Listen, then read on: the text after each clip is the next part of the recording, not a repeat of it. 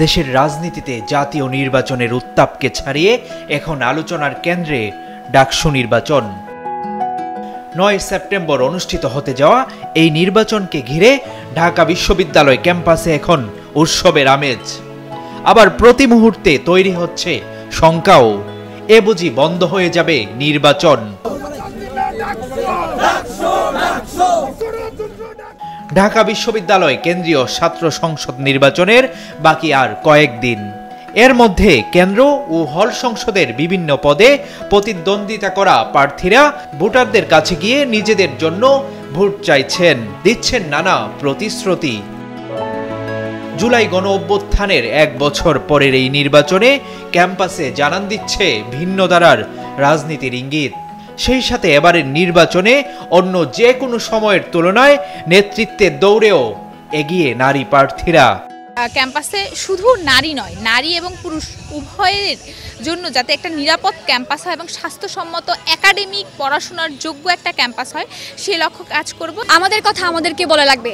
আমার বিশ্ববিদ্যালয়ের যে প্রবলেম সেটা আমাকে এরাইজ করতে হবে। আমার পাহাড়ি শিক্ষার্থীদের যে কথাগুলো এখনো আসে নাই সেটা আমাকেই বলতে হবে।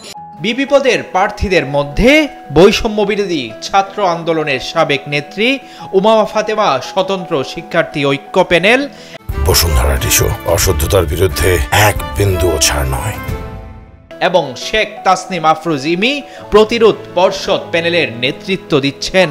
নির্বাচিত হলে কেমন ক্যাম্পাস চান তা বলছিলেন ইমি। আমরা মানে রাত্রে আমাদের তো একটা লেট পারমিশনের বিষয় ছিল, কিন্তু তারপরও কোনো শিক্ষার্থী যদি প্রয়োজন হয় তাহলে তাদের লেট পারমিশনটা শিথিল করার আমরা সুযোগ তৈরি করে দিয়েছিলাম, এবং যে কোনো সময় যত রাতই হোক ইমার্জেন্সিতে শিক্ষার্থীরা হলে প্রবেশ করতে পারতেন। তো এইগুলোর কোনোটাই বর্তমানে আমি যতদূর জানি কার্যকর নেই। তো আমার আসলে উদ্যোগ থাকবে যে আমি যে কাজগুলো 19 সালে করেছিলাম 6 বছর পরে আবার সেগুলো আমার পুনরুদ্ধার করতে হবে যদি আমি সুযোগ পাই। ছাত্রদল ও শিবির সমর্থিত প্যানেলেও পিছিয়ে নেই নারী প্রার্থীরা। তারাও যার যার জায়গা থেকে ভোটারদের দিচ্ছেন নানা প্রতিশ্রুতি।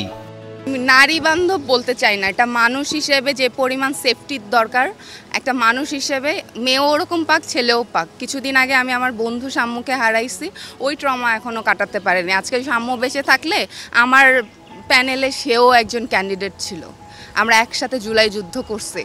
তো তাকে হারানোর পরে আসলে মানুষ হিসেবে চাওয়া ছাড়া নিরাপদ ক্যাম্পাস নারী বান্ধব আমি বলতেই পারছি না। সেক্ষেত্রে নির্বাচিত একজন প্রতিনিধির পক্ষে এই নারী বান্ধব ক্যাম্পাস তো বিনির্মাণটা সহজ হবে।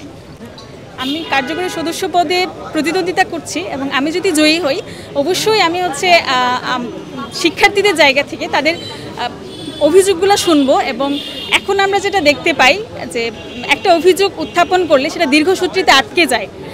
আমরা সেটা যত দ্রুততার সাথে সম্ভব সেটার বিরুদ্ধে অ্যাকশন নেওয়ার চেষ্টা করব। ডাকসুতে জিতলে বিশ্ববিদ্যালয়কে কিভাবে সাজাবেন এবং শিক্ষার্থীদের জন্য কি করবেন তা উল্লেখ করে ভোটারদের নিজেদের প্রতি আকৃষ্ট করছেন এসব প্রার্থীরা।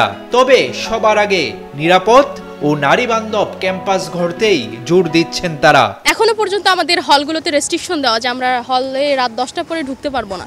সেক্ষেত্রে আমি সেফ কোথায় ফিল করছি? আমার এরিয়াতে যদি আমি হলে রাত 10টা পরে ঢুকতে না পারি তাহলে আমার সেফটিটা কোথায়? বিশ্ববিদ্যালয়ে পড়ি বা আমি গ্রামে থাকি বা মফস্বলে থাকি, হোয়াট এভার ইট ইজ, কিন্তু আমি বলবো যে আসলে আমরা শুধু নারীদেরকে নিয়ে কথা বলি, বাট ইমপ্লিমেন্টেশনটা আসলে কেউ করে না বা হচ্ছে না। আর আমি যেহেতু ডাকসুতে ক্যারিয়ার উন্নয়ন বিষয়ক সম্পাদক পদে লড়ছি, আর আমি একজন নারী, আমি অবশ্যই চাইবো আমার পিছিয়ে পড়া বোন যারা ক্যারিয়ারের দিক থেকে যারা পিছিয়ে আছে, হ্যাঁ, তাদেরকে নিয়ে আমি কথা বলবো। ডাকসুতে 28টি পদের নির্বাচনে 471 প্রার্থীর মধ্যে 62 পদে প্রার্থী হয়েছেন ছাত্রীরা।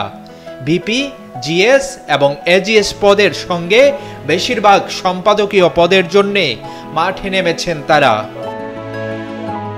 Abu Bakr Raihan, Daily Sun.